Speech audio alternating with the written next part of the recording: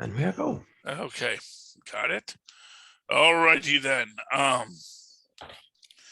me just close this. Pull up IMDb. I lost my IMDb page. 1 second. Okay. Come on, robot. You know, this is what I always say about AI. It's like, no one I'm drunk, and then just open the thing Part to of me where I want to be. Part of me thinks that they sometimes are doing their own thing and can't be bothered. Like AIs are starting to become sentient, and they're like, "What is it? Just what? You know?" It's like the birthing of consciousness. These little moments where the computers decide to do whatever they want to do. Don't care what I'm asking it to do.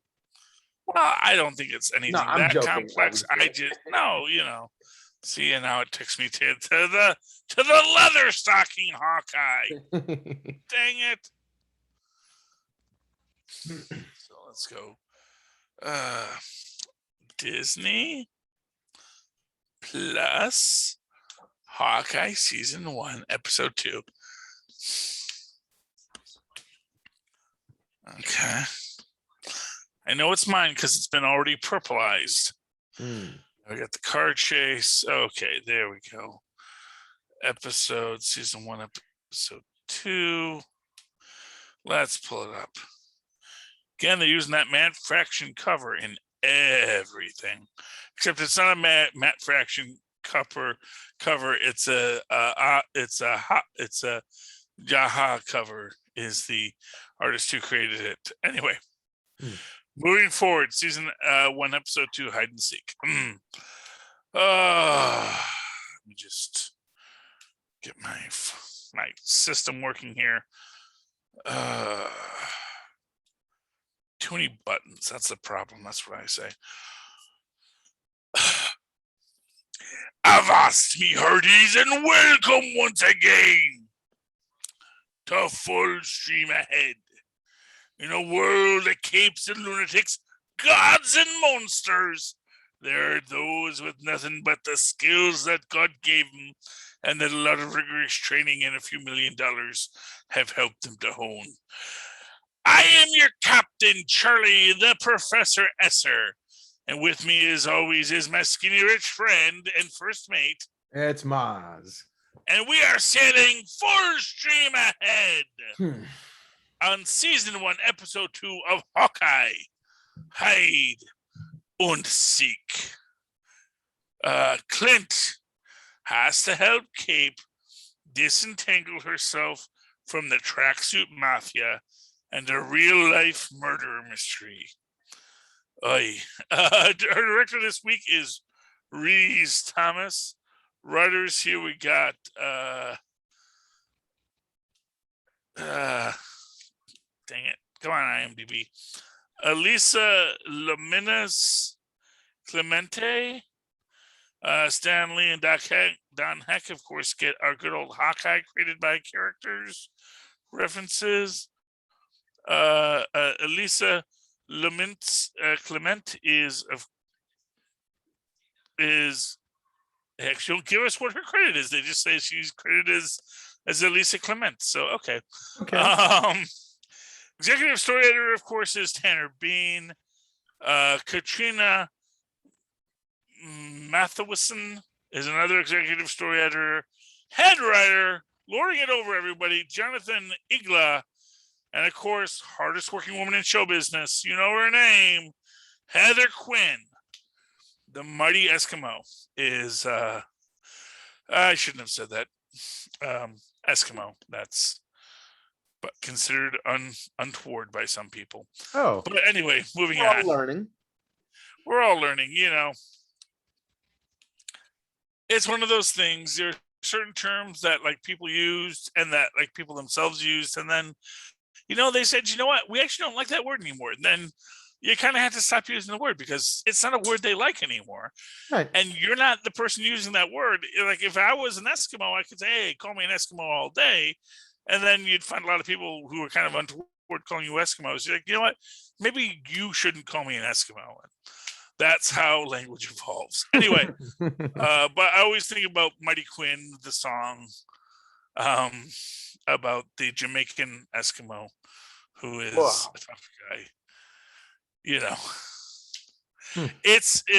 I want to say that was by Bob Marley and the Wailers, but I could be wrong. That could be like, oh, what you the only reggae band you know is Bob Marley and the Wailers. Yes, the only reggae band I know is Bob Marley and the Wailers. I'm sorry. I'm sorry if that makes me a bad person. It's a very catchy song, you know?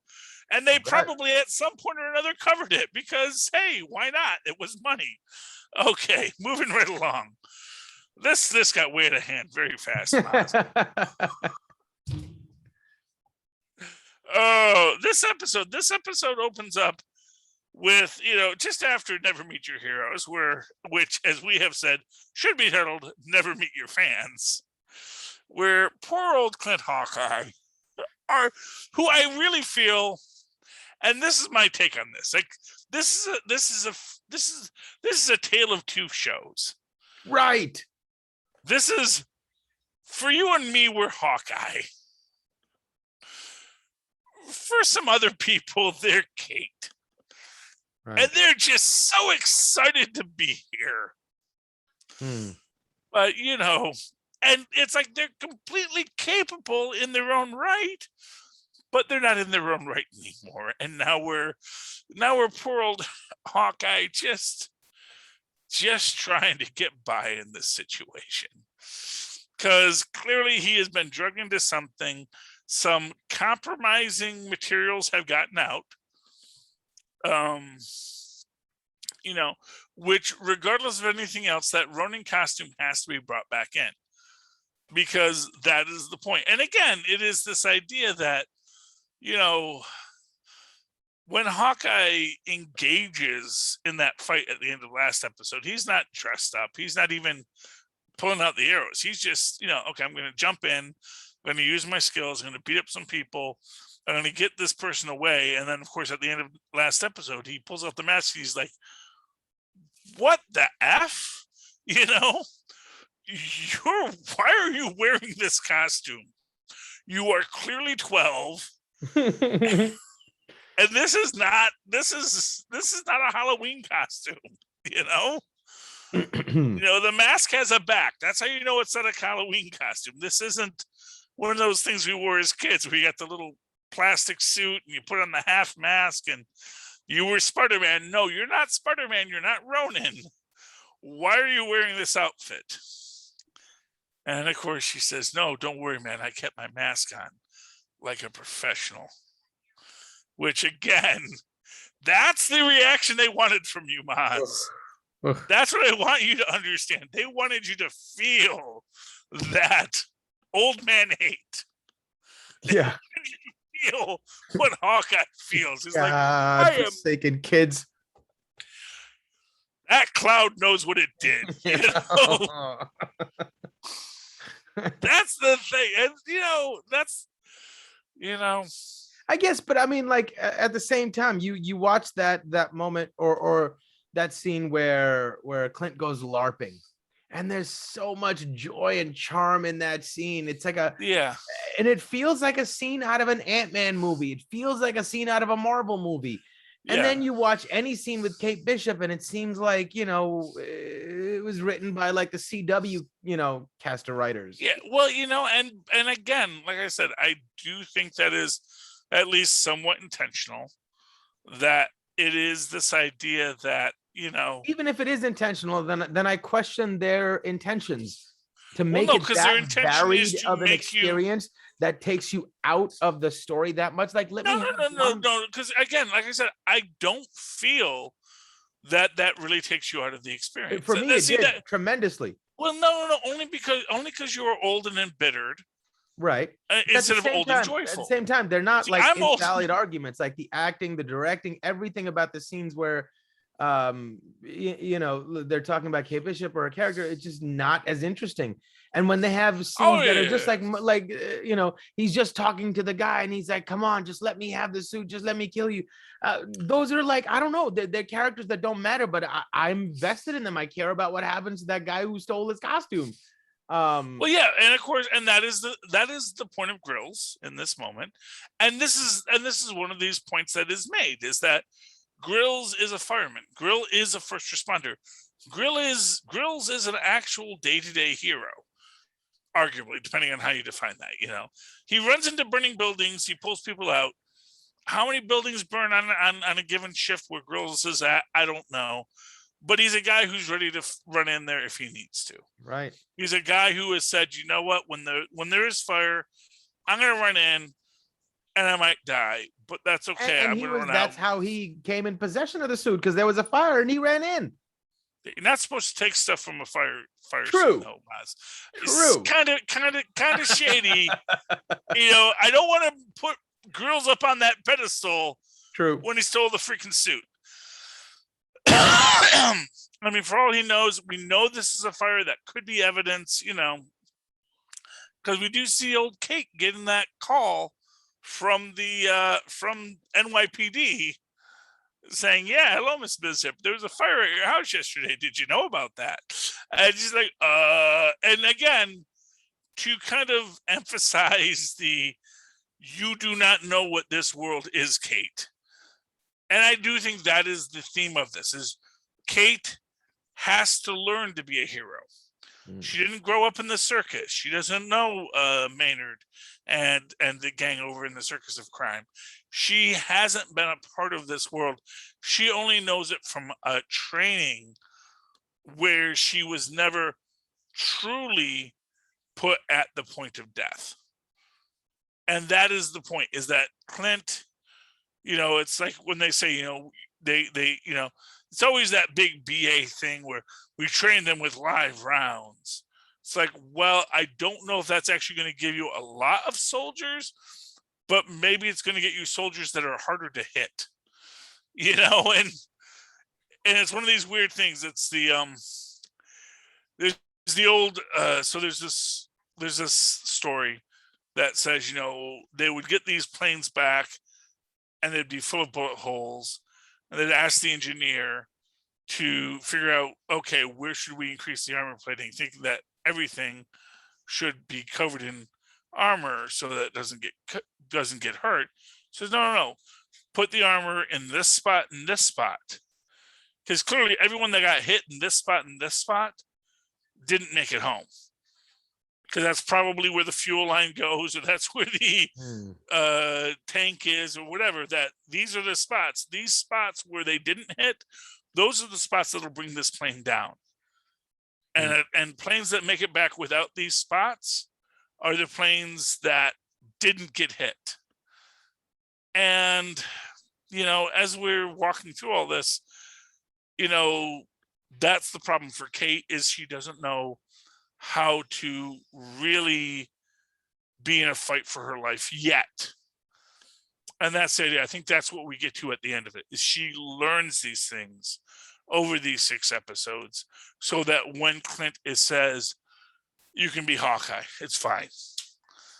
And, he's going to be okay with it, because he's going to say, you know what, if you really want to put yourself in this situation and you really want to do this fight, I'm okay with it.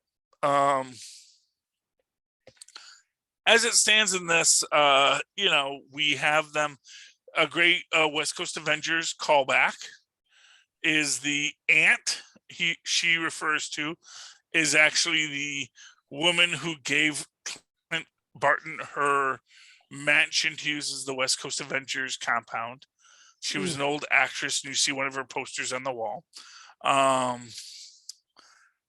But actually, before that, we do get to, so we open up, we get our Avengers supplies, and again, she's like, oh, we're going to Avengers Towers, and he's like, Stark stole that, which you should know, because you freaking live across the street from it. You should see it no longer says A for Avengers or Stark for Stark. It now has some other symbol, maybe a Q, maybe a 4. That's the big debate. We reference it, but we're not talking about it yet. Even though it was in No Way Home, but we never see the top of that tower to know who owns it. Right, it could be Oscorp, right? Still, Could be Oscorp. Big bets right now, of course, it's now either the Baxter Building, the Ford Freedom Plaza, the King Corporation, who actually did buy the Avengers Tower at one point, and that was KENG King, but actually that's supposed to be another variant of Kang, who just became a financial conqueror. Um, why not? Accountant Kang. Yeah. To be fair, as Quark has showed us that that warriors know nothing about economics, and then they're really easy to manipulate because they still have some kind of monetary system, and all you need to do is devalue their stuff while you increase the value of other lands, and you could totally undermine them. Yes, the Klingons were not happy when they found out about accounting, but it's like, to a Klingon, it's like, gosh, this is like first grade stuff. Like, you did not learn how to do dual entry bookkeeping in your primary school. What is wrong with your culture? Focused on how to stab people? How often are you going to stab people? Trust me, you're going to spend money or get money much more. How did that empire even establish itself? The Klingons? Yeah. Well, they stabbed a lot of people, to be fair, Fair enough. So it was a lot of stabbing. A spacefaring empire just by stabbing?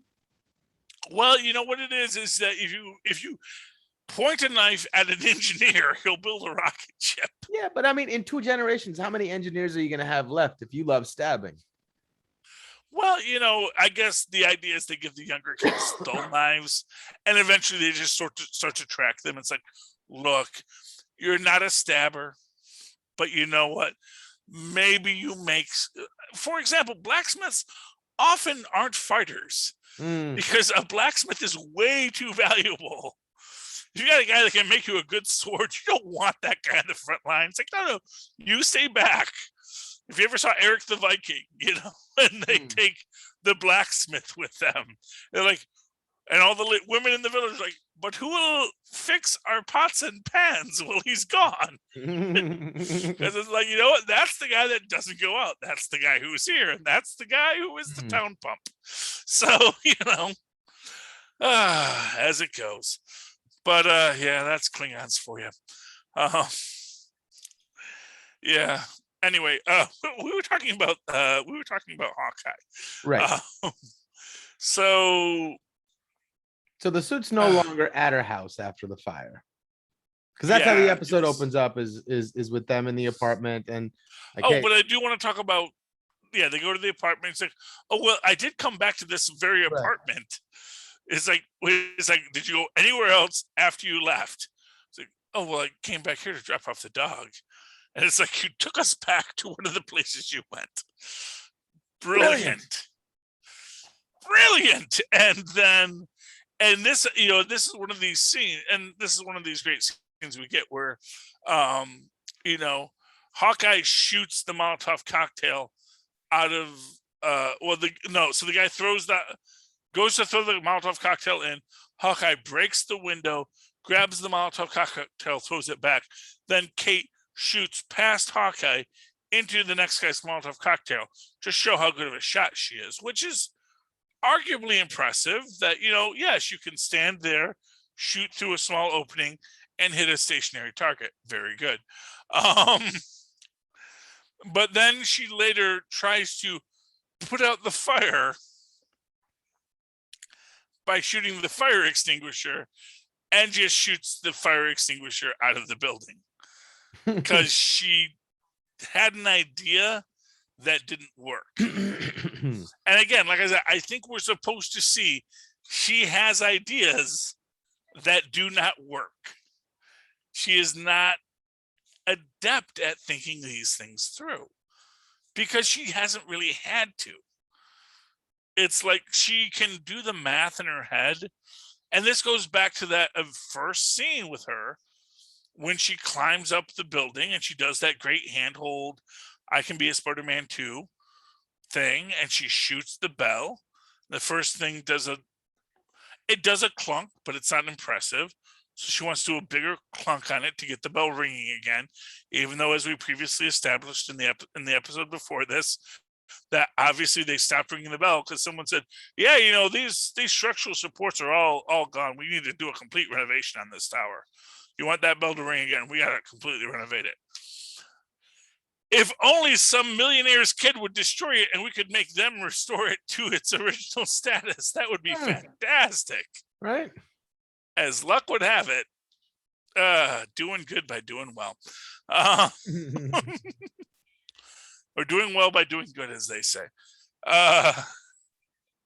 But, that's the thing. It's this idea of, I have an idea. There's a game called, it's called Vampire or Werewolf or Mage, whatever where you could have certain skills and talents. And there was one of these talents called Jack of all trades, which said you automatically had a half value in any skill. So no matter what you did, you always had some basic knowledge to get one extra die point when you would roll your die. I would always buy this because to me this was the most valuable skill. Get you the extra die. But as a result, you always had to have this backstory. It's like, I just knew a lot of random stuff. And I would always have my character say, I saw this in a movie once. And I would do scenes you would see Clint Barton do, where I do that reversing scene where you slam on the brake and do the hard turn and put the car into reverse. Because I saw it in a movie once. I know physically this can be done. I understand the basic mechanics. If I'm lucky and I roll right, I can do this. Now, of course, Hawkeye, Clint Barton, has the training. He knows how to exactly do this. Kate Bishop, she knows in premise how you might do this. Right. I mean, she knows if I shoot the thing, it might put the fire out, but you have to be so precise with that angle. And under pressure, she doesn't have that experience, and her shot was off. So, I mean, that's the difference, being able to focus and find the mark and find the target, quieting your mind down rather than being like a mess jumble of, oh my God. And she's still that. Just realized I jumped into episode 3, so sorry about that. But it is this idea. Yeah. Because they didn't do the chase in episode 2. Episode 3 is the big chase.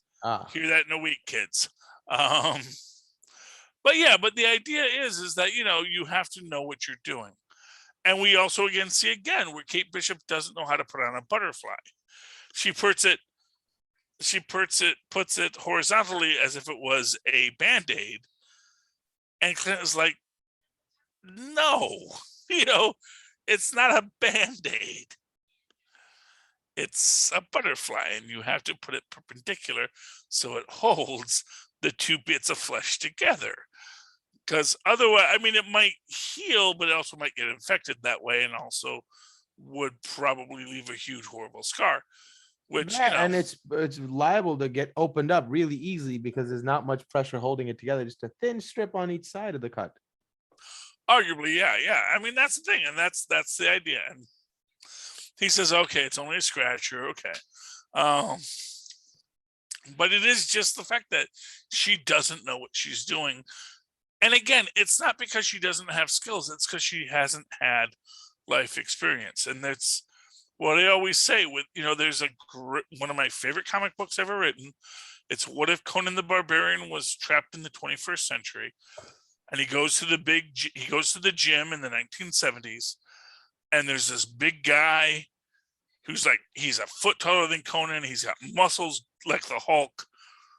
And he's and the guy does this challenge to Conan. And he says, I don't know where you're from. And Conan says, look, I don't know what any of the words you're saying are, but I do know that there's a very big difference that you get in strength between lifting iron lumps and fighting against death. And then he does throw the guy, and then the guy says, hey, man, this guy's got the power. I respect him. And then they become friends, and they form their little street gang, and they wind up taking a lot of power in New York City at the time. It's a really great book.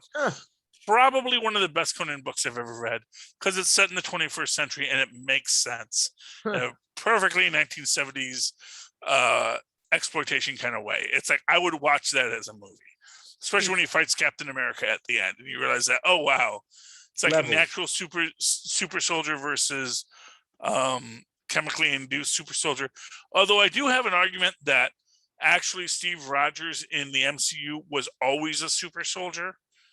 You just didn't realize it because he was so weak. And it goes into all of the diseases he had survived. That you realize that this kid's immune system has fought off everything that the early 20th century had to offer. He has got an immune system for days that can do this all day. I think they actually list polio as one of the diseases he survived. Wow.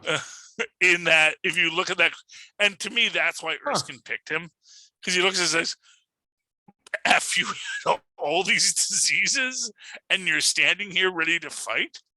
You actually have something special inside you.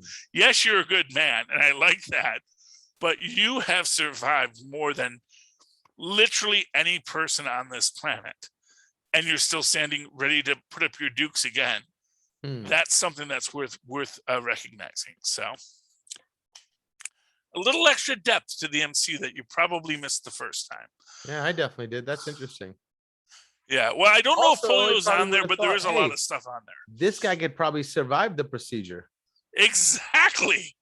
It's like, wow, this person won't explode. Right. You know?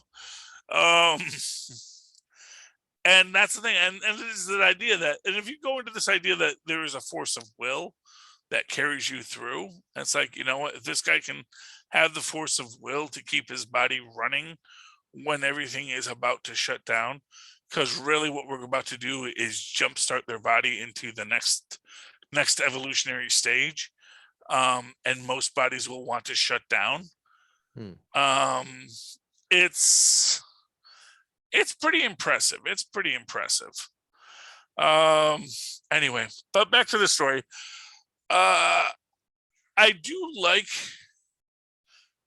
I mean, there's so many nice aspects of this. You have Clint informing Kate, you know, because he's doing, first off, we find out that Clint has hearing problems at this point, which is great. It's from the book, but also just it makes sense because he's been at ground zero of a lot of explosions.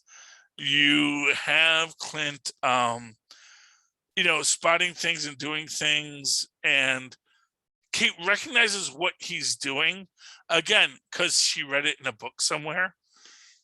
She hasn't really had to do this much in a professional setting, but she knows, oh, okay, that's that, and that's that. I know what you're doing. Again, goes to a great scene from All in the Family where these two guys break into the bunker's home and they're holding everyone hostage, and Archie's being Archie, and Meathead is like, no, don't listen to him. He doesn't understand how hard it is to grow up on the mean streets. And the guy says, oh, and you do?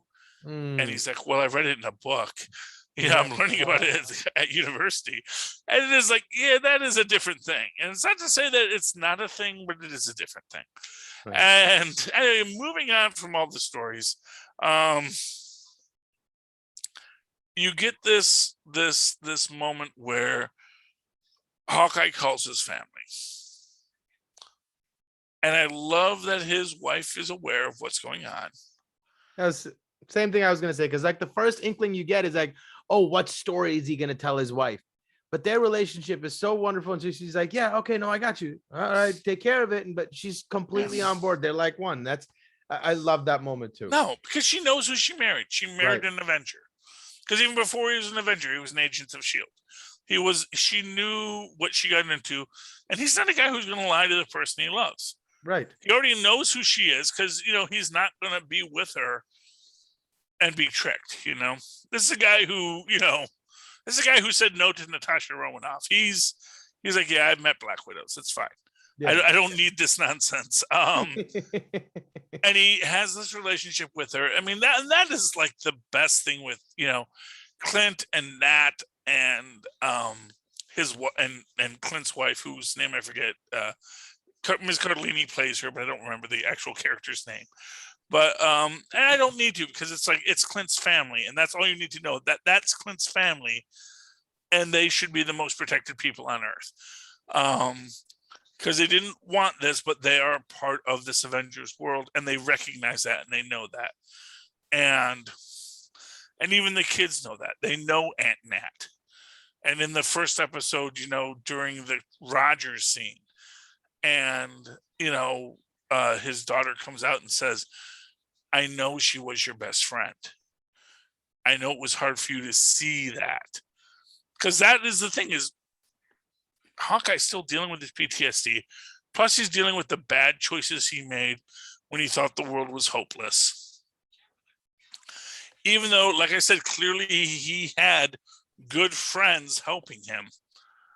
That there were a lot of people who said, yeah, you know what? Sounds like a good idea. Let's kill all the villains who got to live, because they should not have gotten to live. If the king of Wakanda has to go to dust, F all those drug dealers. Yeah.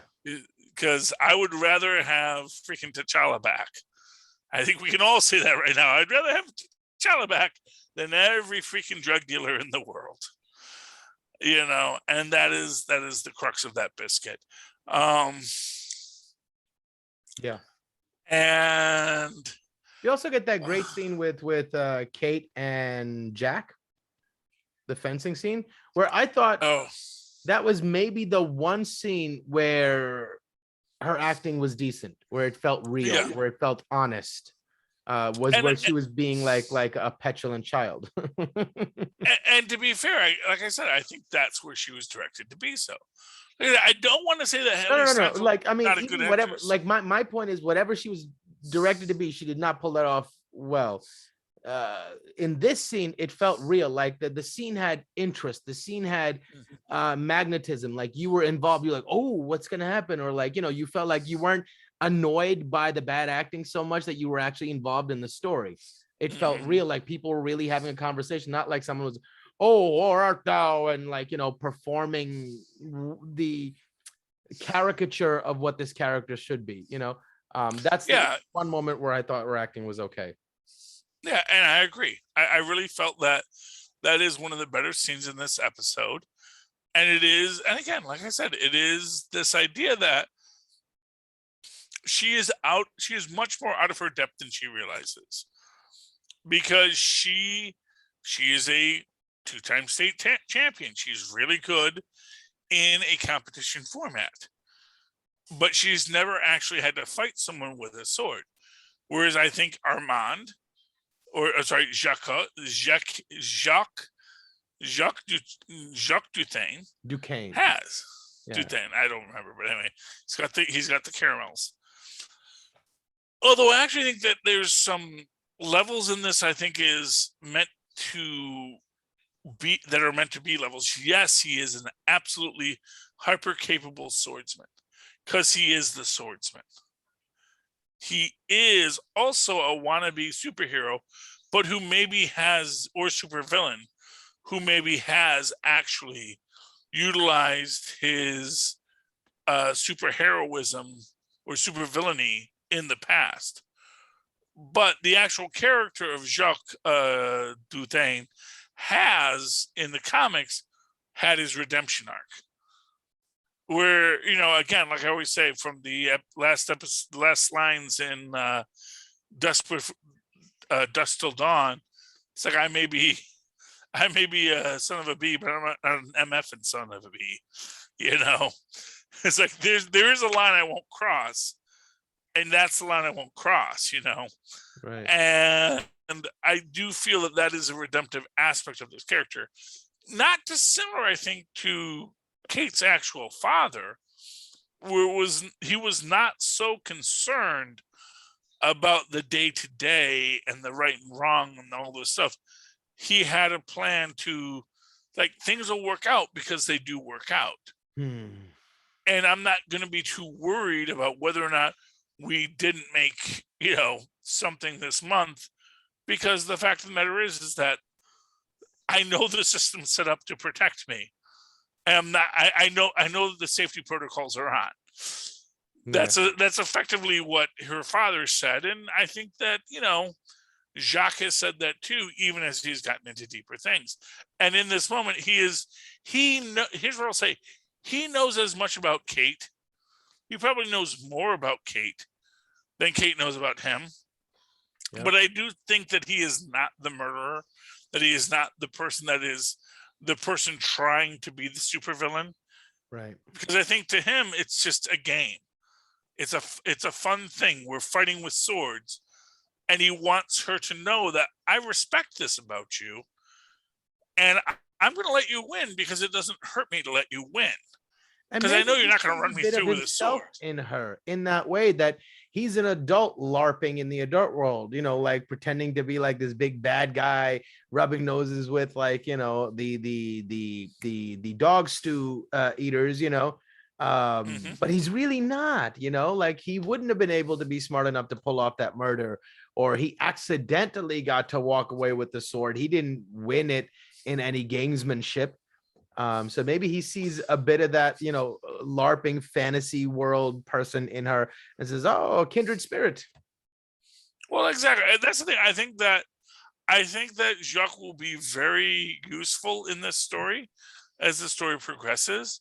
I do think he will have a heroic arc, and I think that Kate will come to understand the value of what he has to teach her. And I do think that as the story progresses, we're going to get like, oh, that's what that was about. And then, like I said, it's like I said with Agents of S.H.I.E.L.D., I think that a lot of times there's stuff that gets mentioned early on that can seem kind of slow when you're just watching it episodically. But that if you just put it all together and you know where you're going, suddenly the story becomes much more vivid. And that's the thing. It's like sometimes when you're wandering through it, you can sort of stumble to the end and you're like, I don't understand what happened. And then you go back and you're like, oh, I guess now maybe. I see what happened. But it still seems to me like she's like the Animaniac on the lot. Somebody's filming a movie and then Chicken Boo walks on or something. It's one of these things. And to be fair, I don't think that. I think that's what you're supposed to think. Fair enough. It's like, this is what I always say. It's like it's like Adam Sandler. You can't say Adam Sandler is a bad actor because he's in bad movies and is told to be bad in the movies he's in. But you have to say, the world supports that badness, right? Her world. Well, yeah, well, of course. The rest of everybody else is living in a different world than her. Her world all of a sudden is slapstick, where they're trying to do like dramatic, serious. But that's the world. No, that's the thing. It's two different worlds. It feels like there's like the Animaniac. Well, except that there's only one world. But see, that's the point. There's only one world with consequences. No. What I'm saying is like the way they want you to, not the world, but the perspective on the world that they want you to have is one way here and then a different way here. It's like it's two different shows. It's two different movies. It's like one is a slapstick comedy and one is a serious movie, and it's so. But Mozz, for some people, that is how the world is structured. So if most shows wouldn't do this at the risk. And that's why most shows have, that's the thing. It's like, and again, like I said, I don't think you can take the first 3 episodes and say that's the show. I think when you look at, I hope it leads somewhere, but I film, think they've run so far in one direction that's going to be really hard for me to, see it as coming back in the other way. No, because I think they give you. I think what it is they give you an audience perspective. So, and that's the idea that they're doing a show with 2 different audience perspectives. And to be fair, this goes back to the books, where one issue is done completely from the perspective of Pizza Dog. And honestly, people want the Pizza Dog episode. I don't think it's going to be an actual episode we see in the series, but I guarantee you it will be an extra later. The Pizza Dog episode where we just follow Pizza Dog through his adventures. That sounds fun. But the idea is that, there are two different perspectives here. There is Hawkeye's perspective as this old guy who's too damn old for this, trying to retire, trying to get back to his family, but he's got unfinished business. Okay. As is the tropiest trope of all tropes. Maybe I'll put it this way. It's like if you tried to make a movie that was alternating scenes between Blazing Saddles and The Martian, right? Some people will say they're both comedies, right? But if you're splicing scenes between Blazing Saddles and The Martian, you're not telling a cohesive narrative. And I think if that's your intention, I question that intention too. Well, but again, I don't think we ever get into Blazing Saddles. Howard the Duck hasn't shown up yet. Although, to be fair, I think on the level of professionalism shown by like half the cast versus the other, I see that stark of a difference. I hope it finds a way to make it reasonable. But I mean, to be fair, Mozz, I am like the biggest stan of everything that has ever been. Any writer who has put pen to paper and had paper turned to actor and then actor turned to videotape. Honestly, that is so much more than I even dream. I mean, arguably I have done it, but I've done it, but other people do it like for money and fame and glory. And I have not been given that opportunity yet. So I'm like, yay, you made a movie. Congratulations. True. And that is so much of who I am. And because it is a Marvel property that I'm invested in. And it is I'm this guy who's always going to look for the positive. And it's good that I have a counterbalance in you to say, no, it's not good. Well, I guess maybe it's coming from almost the same place. I was hoping it'd be good. I wanted it to be good. And then when it doesn't meet the level where I think they're capable of, I get too curmudgeon-y for sure. Yeah. And to be fair, that is what the critic's job is. If you ever watched The Critic with the brilliant it sucks. It sucks. It John stinks. Lovitz. John Lovitz. It stinks. And he goes to his old film professor and he's like, why is my film so bad? And he's like, because you're not supposed to make good films, Sherman. You are meant to be a critic. You have an eye that can see all the flaws. You're not supposed to make great things. You're supposed to demand that things be better. And that is the thing. We're supposed to say it stinks when it stinks because it stinks. And this is what they're going to do. I'm sitting here, and let me tell you, I'll be honest with you. I mean, man, I wanted to like a lot of things over the years that I could not. And at the end, I would say, you know what? It stunk. And it really needed to be better. And here's how it could have been better. I haven't done it as much with Marvel properties for a lot of reasons, but I will say this: when something is a bit more episodic, I hold out hope, and then I wait to see what they do. And if they do something different than what I would have done, it's like, well, I certainly didn't see that coming. And then I take it as like, oh, I think they actually had a better idea than I had from the start. When you do a movie, when it's a 2-hour movie, it's like it's too easy to say, well, I would have done this, you did that. And to be fair, I don't think that was the right choice. So if it's fan-fortastic or it's Inhumans, and I can say, here's where you went wrong, it's a little too easy. In this, I am still sitting here and I'm like, okay, I can see how this could work. Now, but if in the next 4 episodes it doesn't work, I'll be there with you, Mozz. I'll say this is Iron Fist 2.0. And I will say, although nothing could be that bad, because at least Clint, I want more Clint. I want more Clint's family. I want more intrigue with Jack and Eleanor.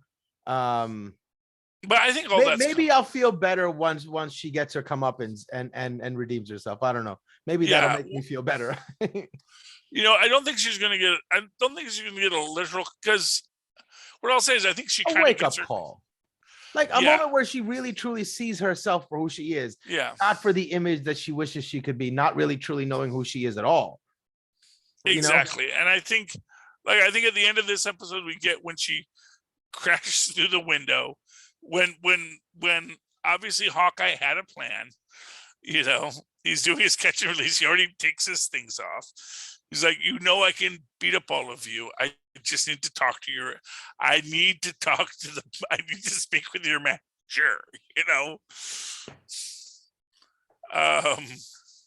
And then I think it's a cute line when Kate falls through. Say, "Oh, I didn't know we were supposed to bring guns." Yeah. That bothered the hell out of me. I'm like, oh my God, she's so dumb. No, she's being quippy. And again, it's this idea. I hope so. Like, it's like, oh, these are real bad guys. Oh, they have guns. I only brought nunchucks. I thought we were playing. Well, but you know what it is this idea that, all these stories are packaged for the audience, which we get in episode 1 with Rogers, the musical. It's packaged. And so the experience these people that non-superhumans or non-superheroes have of the superhero world is that I can do this all day. Hulk, the magic word is. Hulk, the magic word is. And that's what they understand. They know the quippy. They know all the things that when people went to Stark and wrote it down and talked to Rogers afterwards, and they did the interviews. And there were people that made a lot of money writing the true story of Thanos' attack. All those people, they got all the best stories, all the best lines, and jammed them into a book that everyone got to digest. Yeah, but let's also just say, like, that show was very bad. The Broadway show, it was really bad. And that, to me, it's like all of her lines seem to be delivered from the perspective of being in that show. Well, and I think that's the point. Ugh. I think that's the exact idea. They are nailing the hell out of that. Well, then there you go. Mission accomplished. Fair enough. I'll give it that. Yeah, mission accomplished. For sure. Any final thoughts on tonight's episode, Mozz? Yeah, no, that would have been it. Oh, I should have brought guns. That's what I was waiting for. Yeah, it is what it is, my friend. We all should bring guns in what we do, but not all of us. That's a very, very bad idea. Not everyone should. Some people should definitely be able to have. Everybody should not be able to have guns. I am largely inclined to agree. I think that guns are even for people who like guns, you should not want everybody to have guns because they just make you look bad. Why would you want dummies to have guns? They're just going to make you look bad. And then you will have to deal with more restrictions. Shouldn't we be more careful so that the people who can have guns can continue to have guns? I'm not arguing with the point. I'll be honest with you. Again, I'm just getting into my curmudgeonly mode. No, that is fine, my friend. I'm actually trying to figure out where I put all of my information about the show. I know I saved it to the desktop. I remember you said it was a JPEG. It was a JPEG. That's not as helpful in this organizational start shop here. You know what? Let me just go to my C drive. No, not the shutdown. Anyway, Mozz, if people would like to reach out to you, find you, talk to you, tell you how awesome you are, how can they find you? There it is, Cape Stuff. They can email me at mozzmanzoor@gmail.com or find me on Facebook under Mozz Manzoor. That's MOZZMANZOOR. And likewise, if they'd like to tell us what they think, there are multiple ways they can do so, such as writing to capesandlunatics@gmail.com. That's capesandlunatics, all one word, at gmail.com.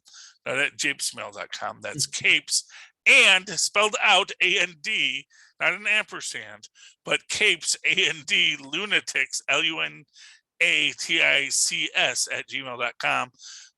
They can write us a delightful little letter, include JPEGs of their drawings or whatever they happen to have that they would like us to put on YouTube for 5 seconds. Feel free. Likewise, they can call us and yell at us and tell us how dumb we are, or at least me, at 614-382-2737. That's 614-38-CAPES.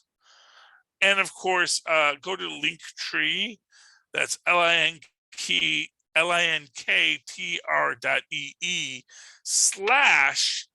and it's the /. It's the one with the upper right towards slash with the downward left slash, like a karate chop.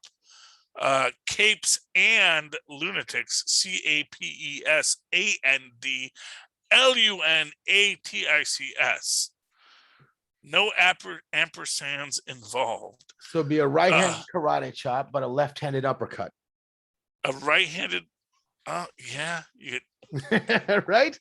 If you're a southpaw, yes. For you southpaws in the audience, it's a karate chop versus an uppercut. That's the difference. Anyway, why don't you guys go there? Buy some merch. We got merch and stuff, and we've got like a Patreon and things of that nature. Anyway, if anyone does any of that, Mozz, have you given your information? I think you did. I have. You have? No, I will. So, hey, also, if you just want to do something personal, just you and me, why don't you write to me in that old-fashioned email way, the way our mothers and fathers once did, at superconnectivityblog@gmail.com. That's superconnectivityblog, all one word, @gmail.com. And of course, follow me on the Twitter as I live tweet things when I feel like it. Not Agents of S.H.I.E.L.D., not the most recent episode of The Flash. I watched both of them, though not Agents of S.H.I.E.L.D. this week. But, there's so many things on right now, and I haven't gotten around to live tweeting. But I will live tweet again, I promise, @Charlie Esser. That's CharlieEsser. Look for the 2 E's in the middle. For what? For quality. Bing. Thank you, Mozz. All right, you scurvy dogs. You made it to another end of another episode of another full stream ahead.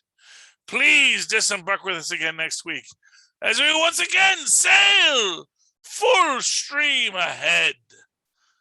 Arr. All right. All right.